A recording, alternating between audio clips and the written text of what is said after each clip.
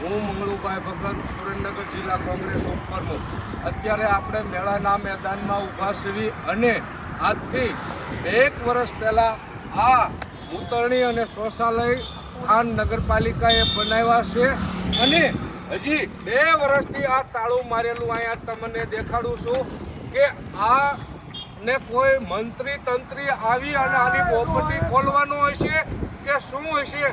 કારણ કે 2 વર્ષથી જો એક 2 શૌચાલય બનાવ્યા હોય, મૂતરણી બનાવી હોય, ખંડેર હાલતમાં એની બાજુમાં આવળ બાવળ થઈ ગયા હોય અને છતાં નગરપાલિકા જો આ ખુલ્લી ન મૂકી શકતી હોય તો એવા એમના કેટલા કામો છે કે ખાતમુહૂર્ત કરીને વ્યૂઝ આવવાનું અને જે બની ગયા હોય એનો કોઈ ઉપયોગ નહીં કરવાનો.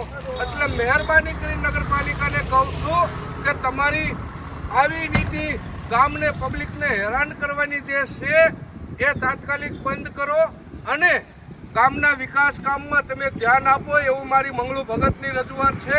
જય હિન્દ, જય ભારત.